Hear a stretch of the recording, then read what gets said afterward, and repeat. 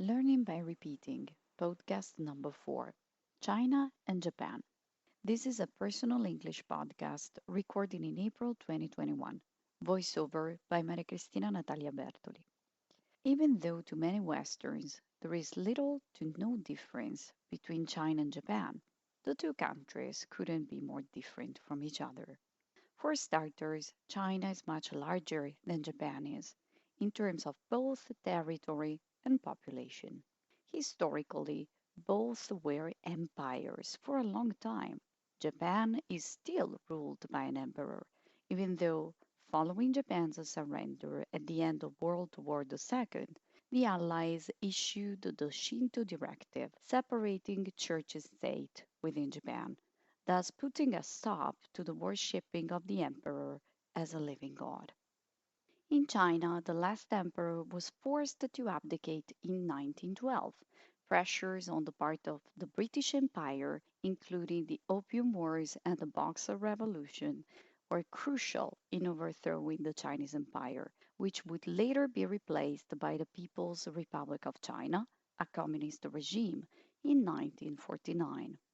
Even though both countries and cultures boast ancient traditions and an incredibly long history, the cultural and artistic influence China has exerted over Japan is undeniably more evident than the influence Japan has exerted over Chinese culture, and it is still evident to this day. Not only have the Japanese learned artistic skills and picked up technologies from such Chinese traditional crafts as silk, paper, lacquer, and porcelain manufacturing, but they have also borrowed the Chinese writing system of ideograms, which they have adapted to their own language. In spite of the fact that the Japanese writing system stemmed from the Chinese one, the two languages are totally unrelated to each other.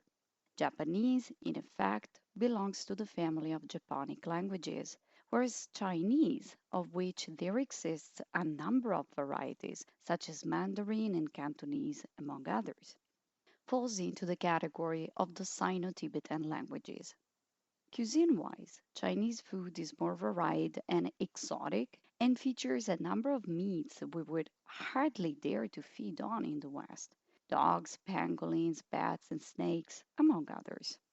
Japanese cuisine features more prominently fish and seafood based dishes, notably sushi, eel, and the super toxic fugu, alongside a variety of meat based dishes that range from ramen to shabu shabu, thin slices of Kobe beef shortly dipped into hot vegetable soup. Clothes wise, we traditionally associate the kimono with Japan and the cheongsam with China. The kimono is a T-shaped, wrapped front garment with square sleeves and a rectangular body, and is worn left side wrapped over right. The cheongsam is a high-necked, close-fitting dress with the skirt slit partway up the side. Finally, and most evidently, their aesthetic tastes are far from being identical.